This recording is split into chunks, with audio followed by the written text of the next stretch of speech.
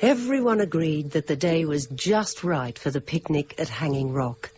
Warm and still, cicadas shrilling from the locust trees outside the dining room windows. The boarders at Mrs. Appleyard's College for Young Ladies were fluttering about in their holiday muslin like a flock of excited butterflies. Not only was it Saturday and the long-awaited occasion for the annual picnic, but St. Valentine's Day. Mademoiselle de Poitiers, who taught dancing and French conversation, was assembling the girls for the final roll call. Dépêchez-vous! Miss McCraw vient d'arriver! Greta McCraw had undertaken picnic duty today, assisted by Mademoiselle, purely as a matter of conscience. A brilliant mathematician, far too brilliant for her poorly paid job at the college, she would have given a £5 note to have spent this precious holiday, no matter how fine, shut up in her room with that fascinating new treatise on calculus. Now an immense purposeful figure was billowing in grey silk taffeta onto the veranda like a galleon in full sail. Good morning, girls. Good morning, Mrs. Appleyard. Well, young ladies, we are indeed fortunate in the weather for our picnic to Hanging Rock. As the day is likely to be warm, you may remove your gloves after the drag has passed through Wood End. You will partake of luncheon at the picnic grounds near the rock. Let me remind you that the rock itself is extremely dangerous, and you are therefore forbidden to engage in any exploration, even on the lower slopes. It is, however, a geographical marvel on which you will be required to write a brief essay on Monday morning. I also wish to remind you that the vicinity is renowned for its venomous snakes and poisonous ants of various species. I think that is all. Have a pleasant day and behave yourselves in a manner to bring credit to the college. I shall expect you back, Miss McCraw and Mademoiselle, at about 8 o'clock for a light supper. The covered drag from Hussey's livery stables, drawn by 5 splendid bay horses, was already at the college gates with Mr. Hussey on the box. Go, Monty. Mind your gloves on the wheel, Miss McCraw, it's dusty. At last, everyone was seated to the satisfaction of special friends, enemies, and the 2 governesses. Thank you, Mr. Hussey. You may go now. Miss McCraw ordered, suddenly aware of her non-mathematical responsibilities. They were off. The morning grew steadily hotter. The sun bore down on the shiny black roof of the drag, now covered with fine red dust that seeped into eyes and hair. Greta McCraw muttered from the shadows. And this we do for pleasure, so that we may shortly be at the mercy of venomous snakes and poisonous ants. The angle of vision had gradually altered to bring the Hanging Rock into sudden, startling view.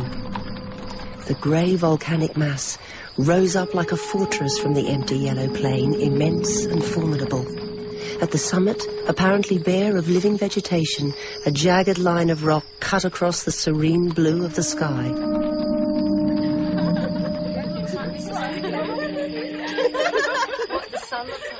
Lunch had been set out on large white tablecloths, shaded from the heat of the sun by 2 or 3 spreading gums.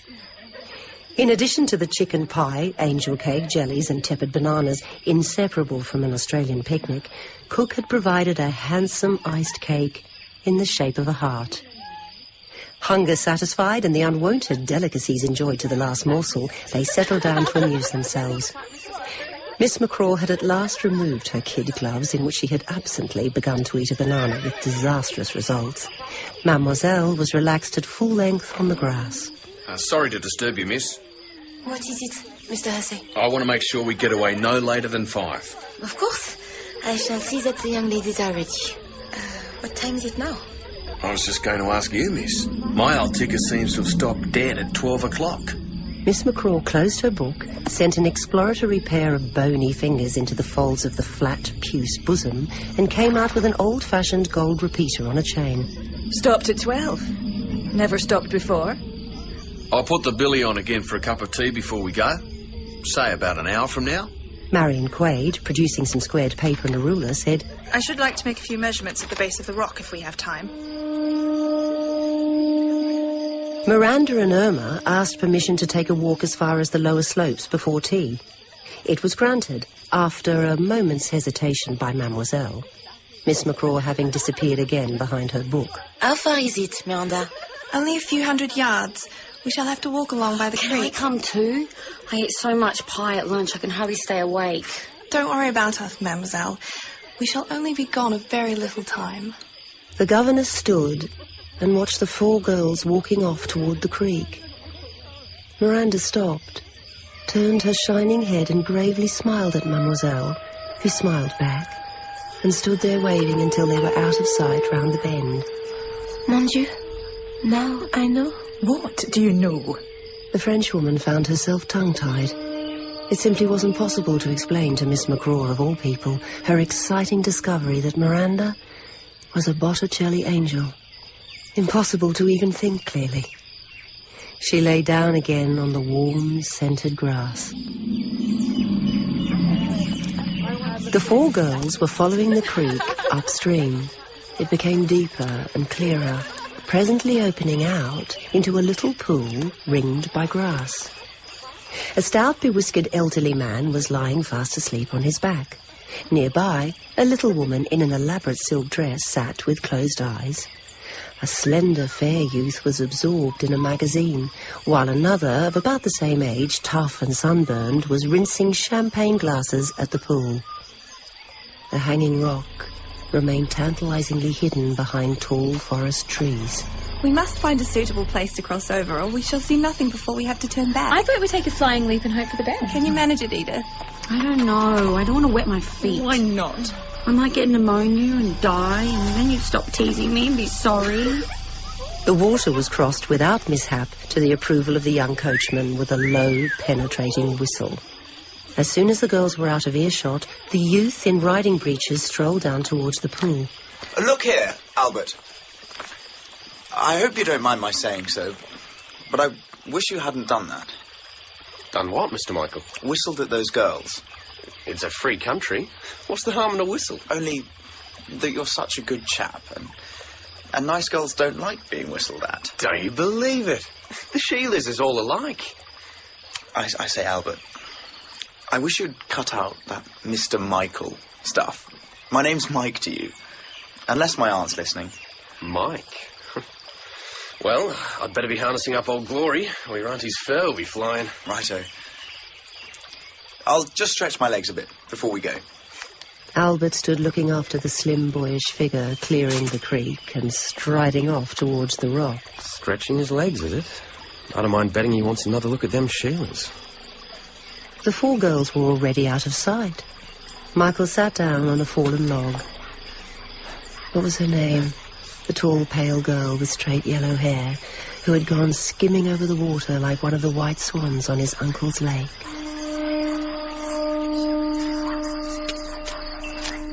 The hanging rock had risen up directly ahead of the 4 girls, clearly visible behind a short, grassy slope.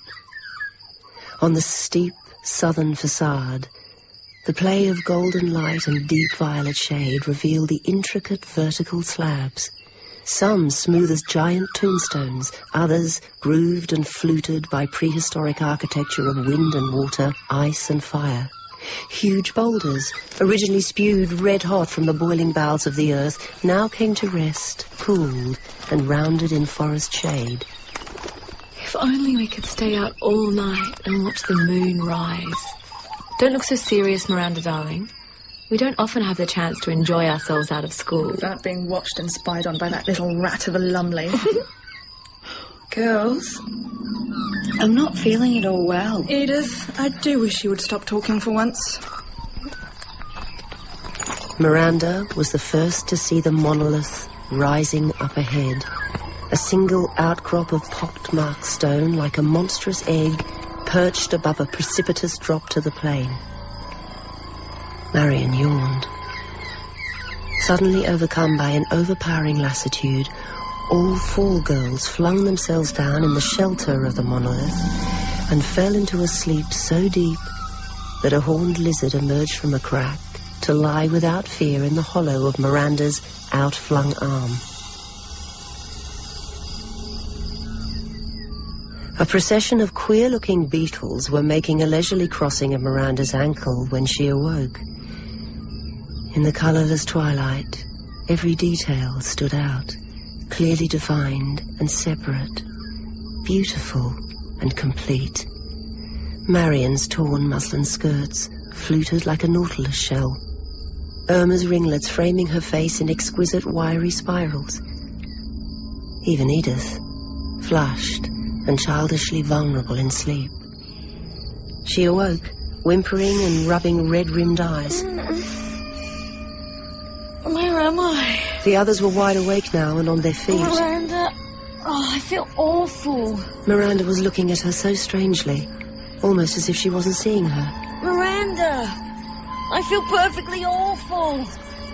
When are we going home? When Edith repeated the question more loudly, she simply turned her back and began walking away up the rise, Irma and Marian following a little way behind. Miranda? Miranda! In the breathless silence, her voice seemed to belong to someone else, a long way off, fading out amongst the rock walls. Come back! All of you! Don't go up there! Come back! Edith felt herself choking and tore at her frilled lace collar. Miranda! To her horror, all three girls were moving fast out of sight behind the monolith. Miranda, come back! She took a few unsteady steps towards the rise and saw the last of a white sleeve parting the bushes ahead. Miranda! There was no answering voice. The awful silence closed in, and Edith began to scream.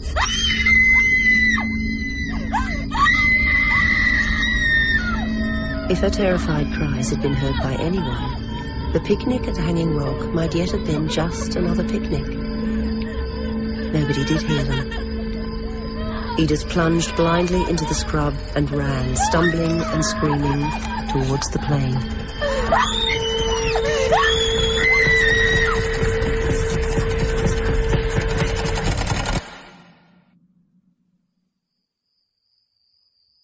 The sun had gone down in a blaze of theatrical pink and orange behind the college tower. In the lamp-lit kitchen, cook and a couple of the maids were playing cards at a scrubbed wooden table, capped and aproned, ready for the imminent return of the picnickers. The night gradually darkened and thickened. It was a few minutes past 8 o'clock.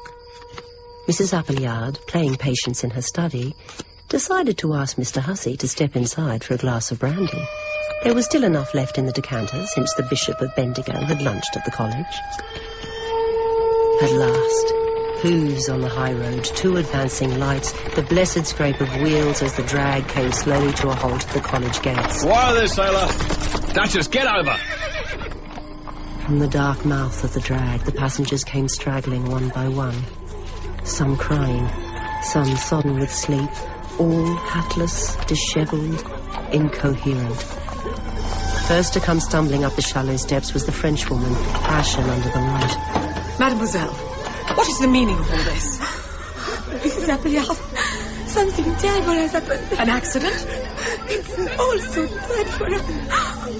I don't know how to begin. Compose yourself. A fit of hysterics will get us nowhere. And where in heaven's name is Miss McCraw?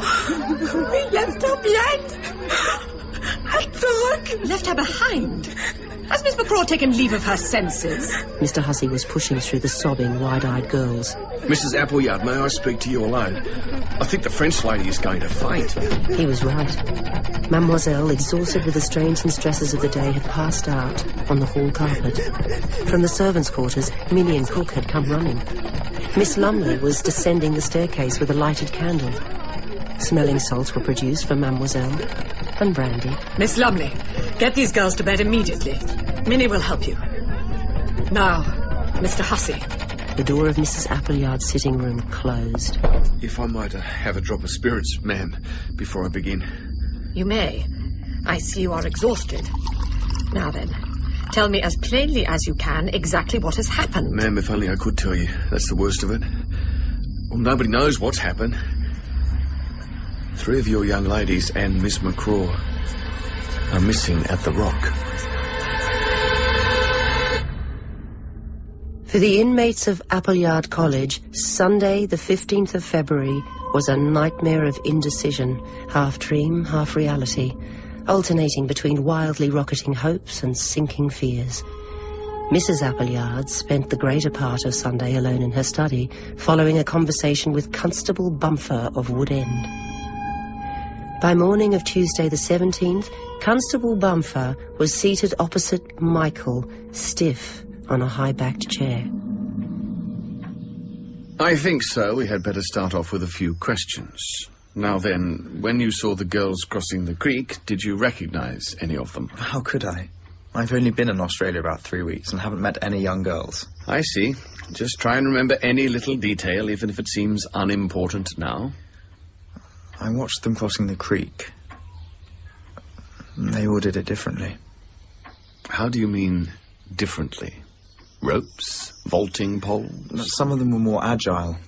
You know, more graceful. I got up and went over to speak to Albert, who was washing some glasses at the creek. We had a bit of a talk, and I said I would like to take a little stroll before it was time to go home. What time was it then? I didn't look at my watch, but I knew my uncle wanted to leave not later than 4 o'clock. I began walking towards the hanging rock.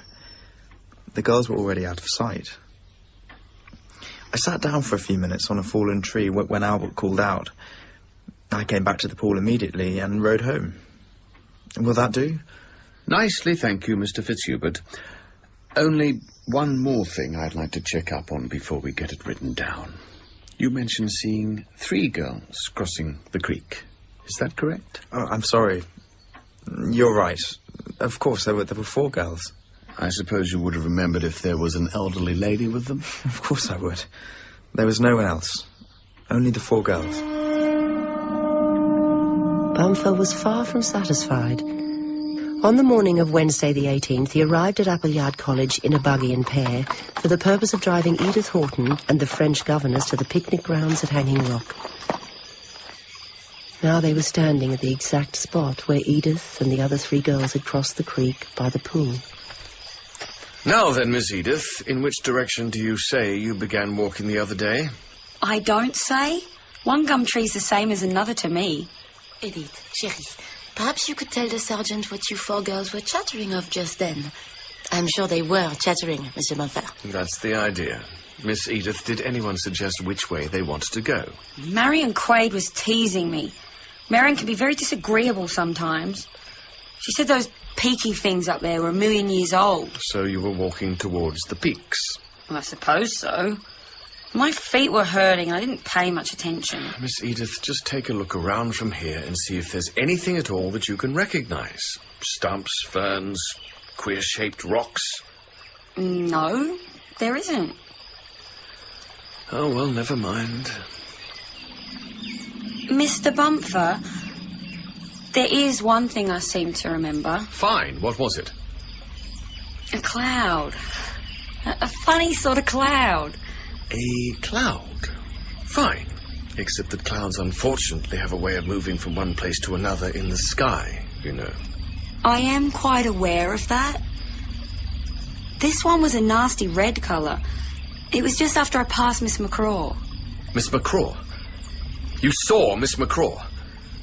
I don't know if you realise, Miss Edith, that what you have told me is very important. That's why I'm telling you. Where was she when you saw her? Close by, a long way off? I don't know. I only saw her in the distance through the trees as I was running back to the creek. And Miss McCraw was walking uphill in the opposite direction. Is this correct? Oh, mercy. She did look so funny. Why? Why did she look so funny? I'd rather not say. Please, tell us, Edith. You're giving Mr. Bumfer such valuable help. Her skirt? What about her skirt? It's too rude to say out loud in mixed company. Edith was whispering something into Mademoiselle's ear. She says, Constable, that Miss McCraw was not wearing a skirt, only les pantalons. Miss Edith, you are positive this woman you saw in the distance walking uphill through the trees was really Miss McCraw? Positive. Wasn't it a bit hard to recognize her without her dress? Not at all. None of the other teachers are such a peculiar shape. And that was the last piece of factual information to be extracted from Edith Wharton. On the afternoon of February the 19th, Michael and Albert were seated in amicable silence in the rustic boathouse fronting Colonel Fitzhubert's ornamental lake. Michael was taking a temporary respite from his aunt's annual garden party. The lake was deep and dark, icy cold despite the languorous summer heat.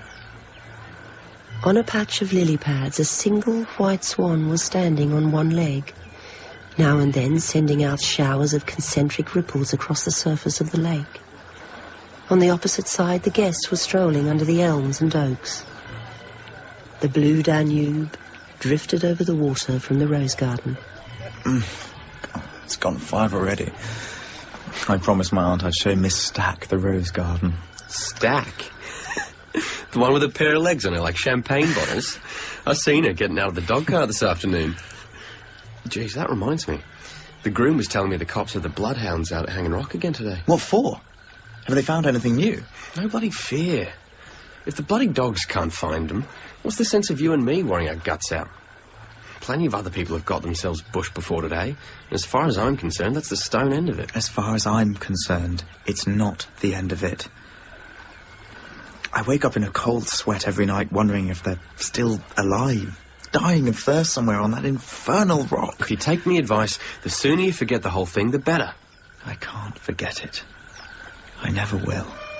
The white swan, poised all this time on the lily pads, now chose to stretch one leg and then the other and go flapping away across the lake towards the opposite bank. The two men watched its flight in silence until it disappeared amongst the reeds. I've been working out a plan. It'll keep. Better hop it, hadn't you? Your aunt will be raising hell if you're not on show. Confound my aunt. I've decided to make a search of the rock on my own, in my own way. No police, no bloodhounds, just you and me. That is if you'll come along and show me the ropes. We could get off to an early start and be home here for dinner without any awkward questions. How about it? Balmy. Nuts. You run along and show Miss Bottle-Eggs them roses, and you and me have a yarn about it some other time. I lied to you just now about a plan. It's not really so much a plan as a feeling. Feelings is all very well, but every inch of that bloody rock has been gone over with a tooth comb. What the hell do you think you can do? Then I'll be going alone. Who says you're going alone? We're mates, aren't we? Then you will. Of course I will. I won't take much fixing. We don't want nothing but a bit of tucker for you and me and a feed for the 2 horses. When do you reckon we go? Tomorrow, if you can get away. How early can you start? So much had happened since last Saturday that it was a shock to find everything exactly the same. Michael stood at the place where the 4 girls had crossed. Here, the dark one with the ringlets had stood for a moment before she jumped, laughing and shaking her curls. The thin one in the middle had cleared it without hesitation and never looked back. The dumpy one had nearly missed her footing on a loose stone. Miranda, tall and fair, skimmed it like a white swan. Miranda, lingering for a moment on the opposite bank to push back a lock of hair so that he saw for the first time her grave and lovely face. It was arranged that each of the young men should take a given area, searching it with special regard for caves, overhanging rocks, fallen logs, or anything capable of affording the slightest shelter to the missing girls. Albert set off whistling to make a careful examination of the lower slopes. Wild bloody goose chase, if ever there was one. Fronds of curled brown velvet snapped under his touch as Michael's boots trod down the neat abodes of ants and spiders. The rise grew steeper, the undergrowth denser. Behind him, perhaps 50 yards below, lay the pool. Directly ahead, a thinly wooded incline. Somewhere here, perhaps on this very spot, Miranda had led the way and plunged into the dogwood, as Michael himself was doing now. He was still stumbling and climbing with no particular plan in mind, when he was halted by a faint but unmistakable cooey at his back. He had lost count of time. and looking over his shoulder was surprised to see the picnic grounds diminished to a patch of pink and gold light between the trees. He remembered his promise to rejoin Albert at the pool no later than 4 o'clock. It was already 5:30. From a pigskin notebook in his pocket, he tore out several leaves and carefully stuck them on the twigs of a bush of mountain laurel like little white flags, and retraced his steps down to the creek. Albert had seen nothing out of the ordinary and was itching to get back to Lakeview and his evening meal. Jeez, I began to think he was lost. What the hell was you doing up there all that long? Just looking. I put some flags on a bush out of my pocketbook so I could find it again. Smart aleck, aren't you? Well, drink your tea and we'll get a move on. I'm not going home. Not tonight. Have you gone off your rocker? You can tell them up at the house. I'm staying the night in Wood End. Any bloody lie you like. Be dark soon. What's the good of you stopping here all night? That's my business. Beats me, but if that's the way he was feeling, I'll be hitting the trail. And mind you put out the fire before you leave tomorrow. I don't fancy spending my weekend fighting bushfires at Hanging Rock. Lancer was impatient and Albert cantered off. He was soon out of sight. Across the level golden plain, long shadows were creeping out of the forest over the thin lines of post and rail fences, a few scattered sheep, a windmill with motionless silver sails catching the last of the sun. On the rock, darkness stored all day in its fetid holes and caves, seeped out into the twilight. Michael rekindled the dying fire. Behind him, the rock pressed unseen against the starless sky. A pile of bracken fern made a fairly comfortable bed, although the night air set him shivering the moment he lay down. When the first glimmer of daylight showed, he was already boiling the billy for tea, gulping it down with a morsel of dried bread. He had no definite plan of action, only a compulsion to begin the search again. The stunted laurel was easily located by the scraps of paper, now limp with dew. A parrot flashed through the trees ahead, where magpies were gurgling in full throat. Veiled in lacy green foliage, the formidable buttresses of the Hanging Rock were not yet in view. He found himself on a natural platform of rock ringed with stones, boulders and clumps of wiry fern, shaded by straggling eucalypts. Here he was forced to rest his leaden legs. His head, on the contrary, was like an air balloon tethered somewhere above his aching shoulders. A sloping rock offered meagre shade. He laid his head on a stone and fell instantly into a thin, ragged sleep of exhaustion.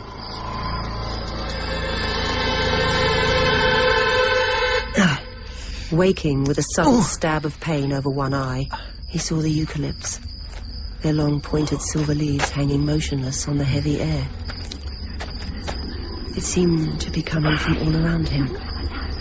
A wordless murmur, like distant voices, with now and then a sort of trilling that might have been little spurts of laughter. But who could be laughing down here under the sea? He was forcing his way through the viscous, dark green water, looking for the sweet, tinkling voice, sometimes behind, sometimes just ahead. If only he could move faster, he might catch up with it. Suddenly it ceased. The water grew thicker and darker. He saw bubbles rising from his mouth, began to choke, thought, "This is what it feels like to drown." And woke up coughing up the blood that was trickling down his cheek from the cut on his forehead. He was wide awake and stumbling to his feet when he heard her laughing a little way ahead. "Miranda! Miranda, where are you?" There was no answering voice.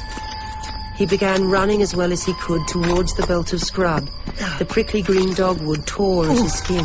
"Miranda!" Now high rocks and boulders blocked his path, each a nightmare obstacle. They grew larger and more fantastic. Where are you? Miranda! He saw the monolith black against the sun.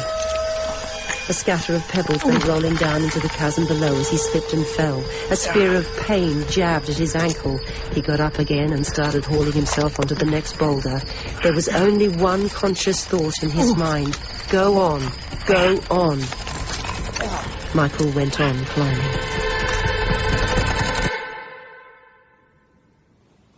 It was a new sensation for Albert to be troubled by anything beyond his own immediate affairs, and he didn't care for it. Albert passed the night in a succession of disturbing dreams in which the voice of Michael kept calling for help. Albert! Sometimes it came drifting in from the lake, Albert, sometimes almost beside him, close to his ear. Albert, help me. Help me. It was a positive relief when the sun rose and it was time to get up. Directly after breakfast, Albert pinned a note on the stable door, saddled up Lancer and set off for the picnic grounds. Home soon, he had written, with deliberate intent to deceive and delay. Come on, old boy. The hanging rock rose up in violent contrasts of midday light and shade. At first glance, everything looked much the same as last night. The ashes of Michael's fire, his hat hung from the same overhanging branch. Albert's doubts and fears gave place to irritation, even anger. Bloody fool. I wouldn't mind betting he's gone and lost himself somewhere up there on the bloody rock. Hell, I shouldn't have got myself mixed up with all this. However, mixed up with it he was, to the extent of crawling laboriously in and out of the scrub in search of fresh tracks leading towards the rock. The narrow imprint of riding boots was easily picked up on the loose soil. He had only been following Michael's trail for 50 yards or so when he noticed another set of footprints, only a few feet away, almost parallel to the others, but coming downhill towards the pool. Funny thing, that. Looks like we went up and come down again the same way. Jeez, what's that over there? Michael was lying on his side, slumped over a tussock, one leg doubled up under him. He must have tripped and fallen heavily, perhaps broken some ribs or an ankle. There was nothing to account for the cut across the forehead, nor the scratches on his face and arms. Albert had enough practical experience of broken bones not to attempt to move him to a more comfortable position. The brandy flask was still in the jacket pocket. He withdrew it gingerly and forced a few drops between the other's lips. Michael moaned without opening his eyes as the liquid dribbled down his chin. Albert decided to go immediately for help. Come on.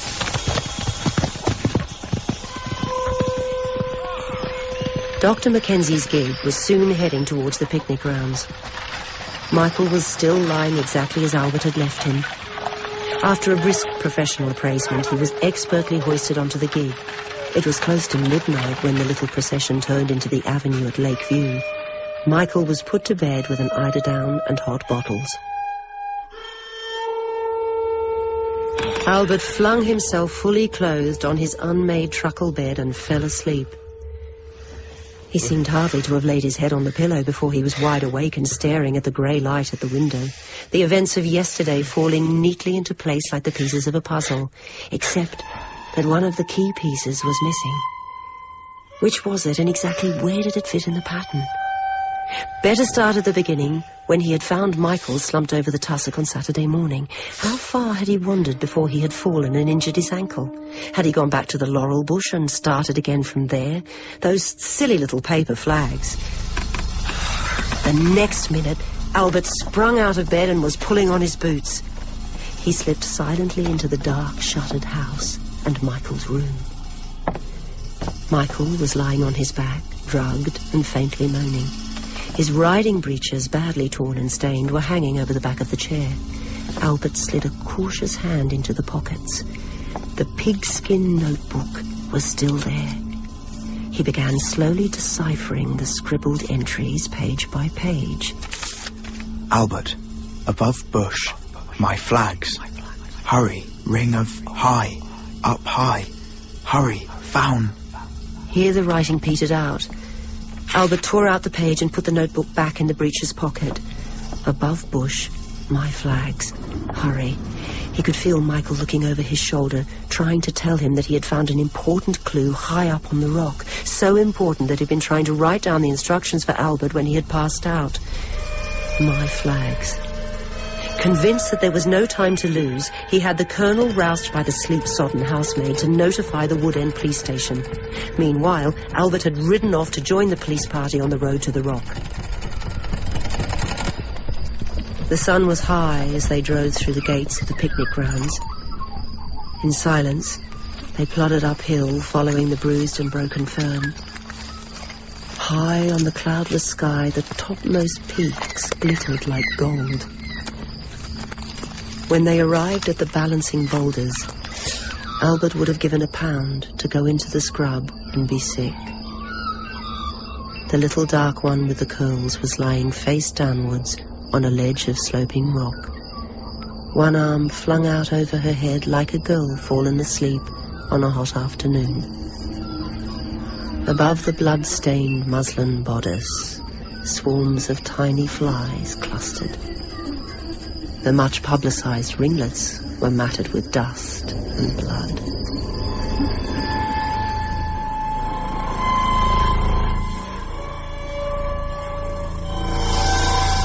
Girl's body on rock. Missing heiress found. Once again, the college mystery was front-page news.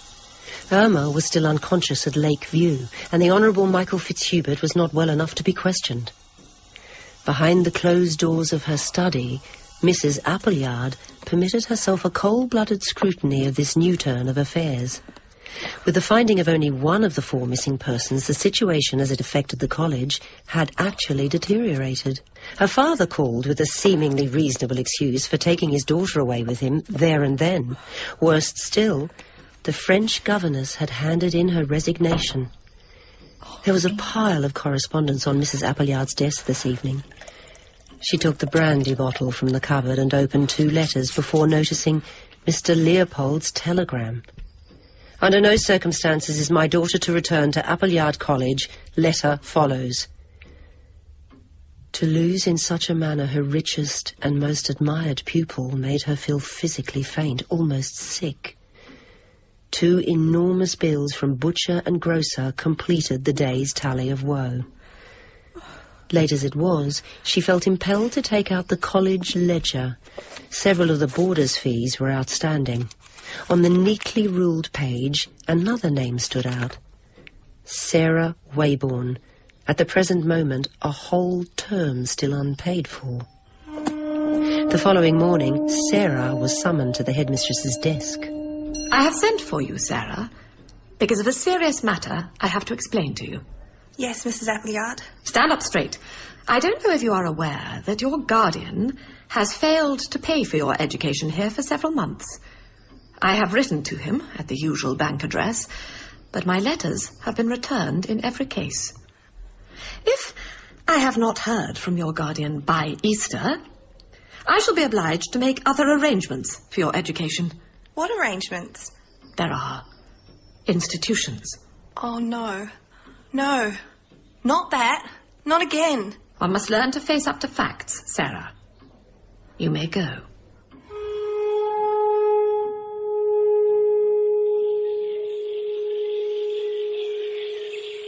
Both Michael and Irma were progressing favourably. The weather continued warm and sunny, and there were daily outings on the placid lake. Together, they had explored every inch of the Colonel's rose garden, the vegetable garden, the sunken croquet lawn, the shrubberies whose winding walks ended in delicious little arbours. Now in the late afternoon, the lake grew cold under the slanting shadows, and a few yellowing leaves floated amongst the reeds. Darling Michael, I can't bear to think that summer is almost over and no more rose on the lake. Just as well, actually. The old punt isn't safe to take out again. Miranda used to say that everything begins and ends at exactly the right time and place. Sorry. Did I splash you? Those confounded lily roots. At the landing stage, secret in the half-light, a white swan was rising gracefully out of the reeds. They stood for a moment, watching it flapping away over the water until it disappeared amongst the willows on the opposite bank. It was like this that Irma would later remember Michael Fitzhubert most clearly. Quite suddenly he would come to her in the Bois de Boulogne, under the trees in Hyde Park, a lock of fair hair hanging over one eye, his face half turned to follow the flight of a swan. The last row on the lake, the last light pressure of a hand, unseen, unrecorded. The pattern of the picnic continued to darken and spread.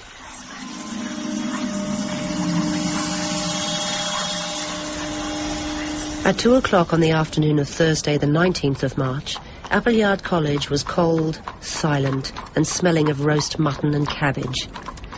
Hussey's cab came up the drive. From it alighted Irma in a scarlet cloak and a little toque of scarlet feathers. The headmistress herself swept the visitor into the study.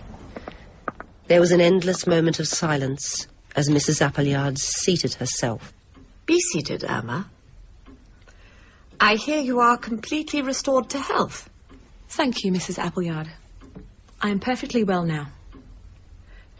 I understand you are leaving for Europe shortly. In a few days, I hope. My parents think it is a good idea to get away from Australia for a time. I see. To be frank with you, Irma, I regret that your parents didn't think fit for you to complete your education at Appleyard College before embarking on a purely social life abroad. I am 17, Mrs. Appleyard. Old enough to learn something of the world. If I may say so, now that you are no longer under my care, even a girl with your expectations should be able to spell. Spelling? Would spelling have saved me from whatever it was that happened the day of the picnic? Let me tell you this, Mrs. Appleyard. Anything of the slightest importance that I learned here at the college, I learned from Miranda. It is a pity that you did not acquire something of Miranda's admirable self-control. I should like to see the girls and Mademoiselle before I go. By all means. Mademoiselle and Miss Lumley will be taking the class in the gymnasium. For once, I think discipline may be relaxed. You may go in and say goodbye. A glacial handshake was exchanged as Irma left for the last time the room where she had so often stood, long, long ago as a schoolgirl, awaiting the commands and reprimands at the headmistress's pleasure. She was no longer afraid of the woman behind the closed door, whose hand, seized with an uncontrollable tremor, reached for the bottle of cognac under the desk.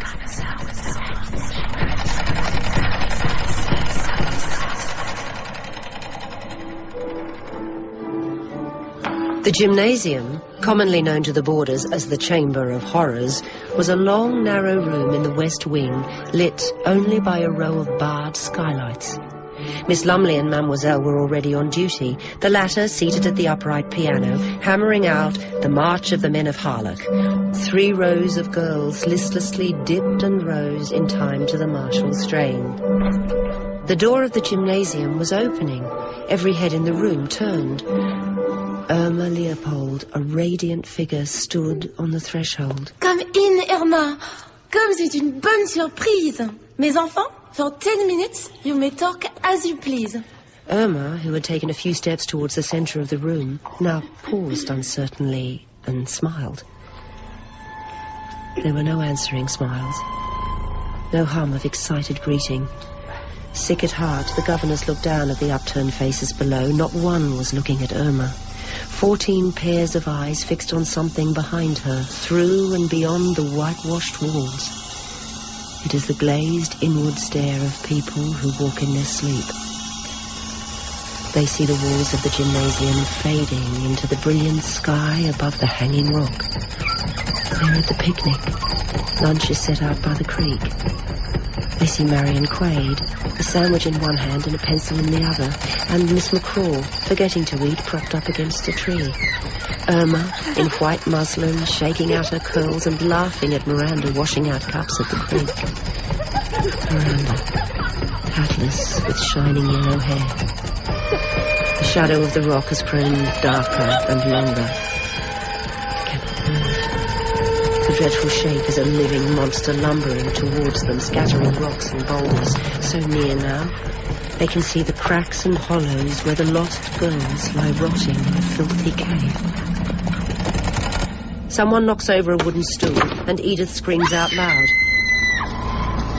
Edith, stop that horrible noise. Blanche, Juliana, be silent. All of you, be silent. Yes, mademoiselle. They won't take any notice. The class is quite out of hand. Try to get out of the room by the side door and bring the head. This is serious. You're afraid, aren't you? Yes, Miss Lumley. I am very much afraid. Above a sea of thrusting heads and shoulders, Irma, limp and utterly bewildered, was near suffocation, hemmed in by angry faces. She tried in vain to push them away. A disembodied moon face rose up somewhere in the background. You. Yes, Ducky. It's me. Come on, Irma, tell us. We've waited long enough. Tell us. What can I tell you? Have you all gone crazy? The Hanging Rock. We want you to tell us what happened up there to Miranda and Marion Quay. I can't tell you. I don't know. Suddenly, Mademoiselle was standing beside her, holding Irma's arm. Imbecile! Have you no brains? No hearts? How can la poor Irma tell us something she does not know? She knows, all right. I'll tell you if she won't. They're dead. Dead. Miranda and Marion and Miss McCall. All dead as doornails in a nasty cave full of bats on Hanging Rock. Edie Cotton! You are a liar and a fool. Edith pressed a hand to her burning cheek. Irma shook herself free. It was all over, as simply and quickly as that, with the girls falling back into the old, orderly manner to let Irma pass between them, and Mademoiselle kissing her lightly on the cheek. You will find your parasol hanging up in the hall, ma chérie. Au revoir. We shall meet again. So Irma Leopold passed from Appleyard College and out of their lives. There were only 5 more days left until the college broke up for the Easter vacation. Saturday was usually a day taken up with small domesticities and household tasks. The boarders did their mending, wrote their letters home, played croquet or lawn tennis in fine weather. Sarah Waybourne had passed the afternoon in wandering about the grounds with a book. Struck by the child's increasing pallor, Mademoiselle made up her mind to send for Dr. Mackenzie. On the morning of Sunday the 22nd of March, Appleyard College presented the usual scene of bustling preparation as the boarders arrayed themselves for church-going in Wood End. Although it was Minnie's day off, the place was all anyhow, and the good-natured housemaid had remained on duty. To her surprise, she saw the headmistress almost running downstairs carrying what looked like a small basket. At the sight of the housemaid, Mrs. Appleyard stopped, hanging onto the stair rail as if she were feeling giddy. Minnie, surely this is your day off. It don't matter, ma'am. We're all behind this morning. Is Alice on duty? No, ma'am. Did you want her for anything? On the contrary. You look tired. Minnie, why don't you go and lie down? I'll lay my tables first. Besides, somebody might call. Exactly. I was about to tell you that I am expecting Mr. Cosgrove sometime this morning. Miss Sarah's guardian. I can easily answer the door myself. Well, ma'am, it don't seem right. Do as I say and leave me.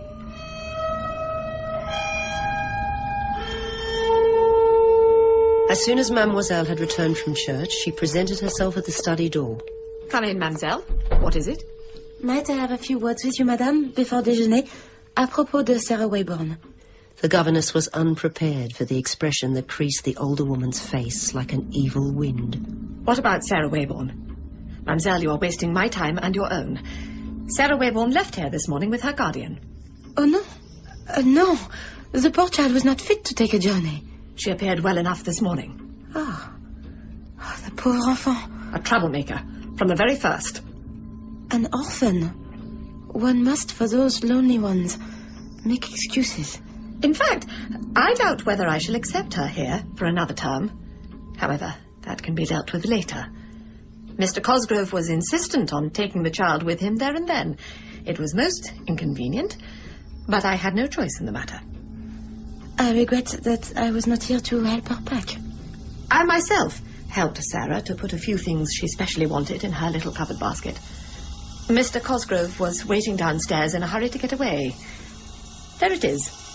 The child has gone.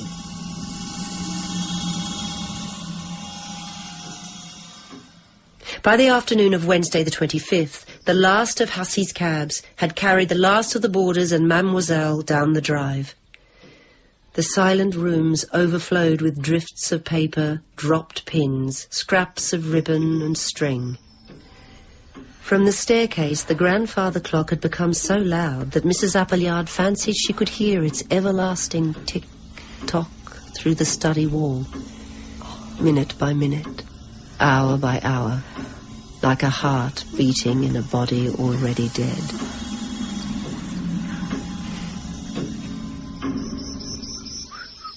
Thursday was unseasonably warm. By 12 o'clock, it was almost hot. Mr. Whitehead had taken off his coat to fork over the dahlias when he noticed an offensive smell coming from the direction of the hydrangeas. To his annoyance, he saw that one of the tallest and most handsome plants, a few feet out from the wall directly below the tower, had been badly crushed and broken, the beautiful blue heads limp on their stalks. The gardener removed his waistcoat and began crawling carefully between the bushes so as not to disturb the young growth at the base of the roots. He was within a few feet of the damaged bush when he saw something white beside it on the ground. Oh, good Lord. Something that had once been a girl in a nightdress, soaked with dried blood. One leg was bent under the tangled body, the other wedged in the lower fork of the hydrangea. The feet were bare. The head was crushed beyond recognition. Even so, he knew that it was Sarah Waybourne. No other girl at the college was so small, with such thin arms and legs. Extract from a statement by Edward Whitehead, gardener at Appleyard College, as given to Constable Bumper. Oh, this was a terrible shock for me, and a terrible thing to have to tell Madam after what she'd had to go through lately. She nearly jumped out of her skin when she saw me. I can't remember exactly what I said about finding the body. At first, she just stood there as if she hadn't heard a word I'd been saying. Then she told me to say it all again, very slowly, which I did. When I'd finished, she asked, Who was it? Sarah Waybourne, I said. Are you quite sure the girl was dead? I said yes, quite sure. She let out a sort of smothered scream, more like a wild animal than a human being. I won't forget the sound of that scream if I live to be 100. She got out a bottle and poured a stiff brandy for herself and one for me, which I refused. I asked if I should fetch the cook, who was the only other person in the house at the time. No, you fool. You can take me into the police station. When we were within 100 yards of the police station, opposite Hussey's livery stables, she told me to pull up. She got out and went over to the seat where Hussey's passengers wait for the cabs. She said I was to drive straight home. I didn't like leaving her there in the street, however, I thought it best to obey orders. She was still sitting on the seat straight as a poker when I turned the pony round to go home. And that was the last time I saw her.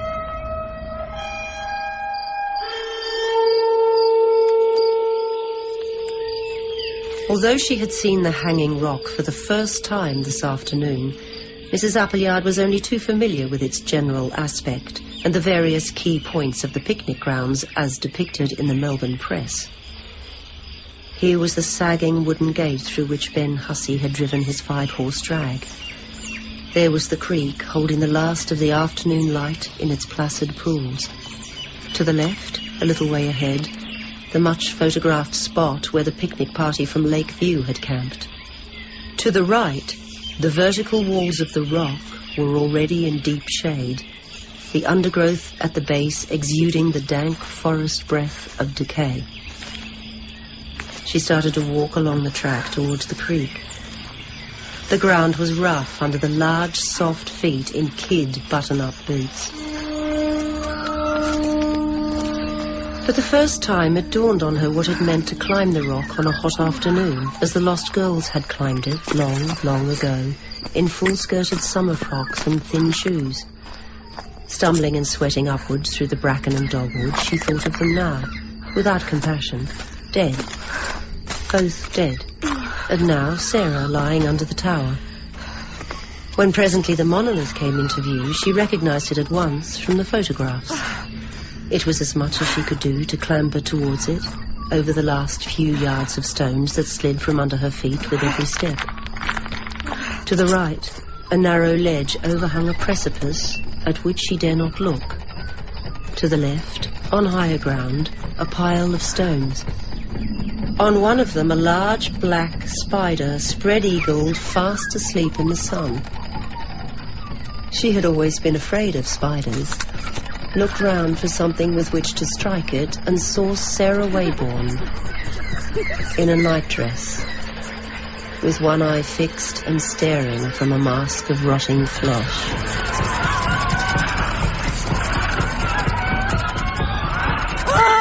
An eagle hovering high above the golden peaks heard her scream as she ran towards the precipice and jumped. The spider scuttled to safety as the clumsy body went bouncing and rolling from rock to rock towards the valley below, until at last the head was impaled on a jutting crag.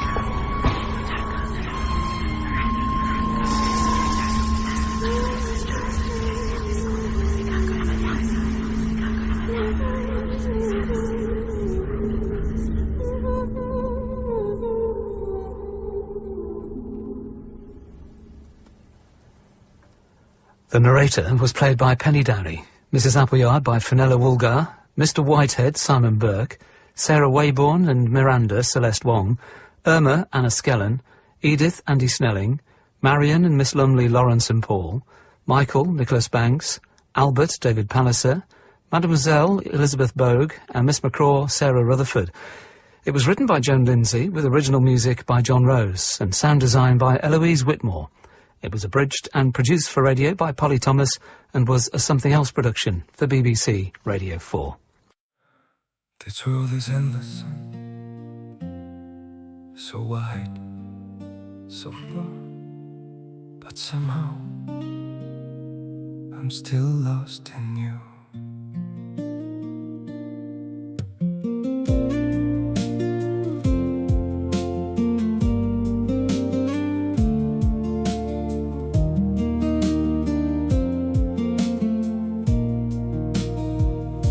Streets are full of moving shadows, countless places I could go. City shining, people passing, yet I still feel so alone. Every road keeps leading nowhere, every sky feels cold and blue. In this world so vast and open, I'm still lost in missing you.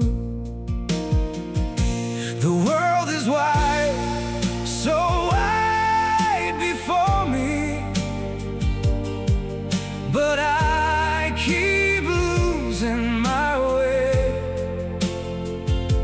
Somewhere in the endless distance, your memory makes me stay.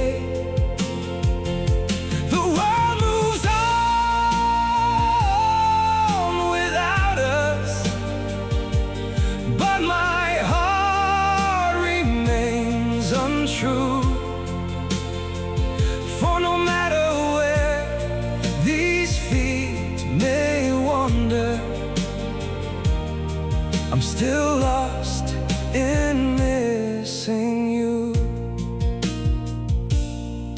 I have tried to outrun silence, tried to leave your ghost behind, but your name still echoes softly through the corners of my mind. The world is wide, so wide before me,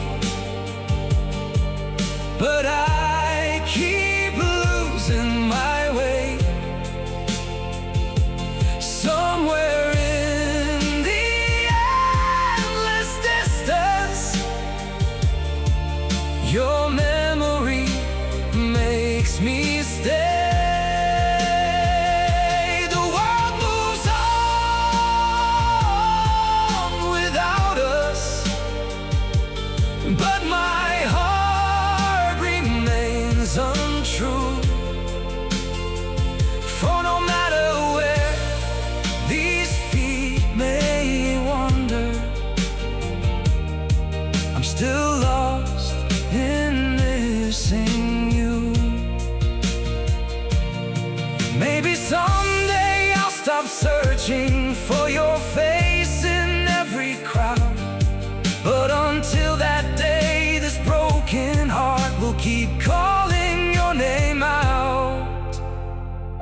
The world is wide, so wide before me,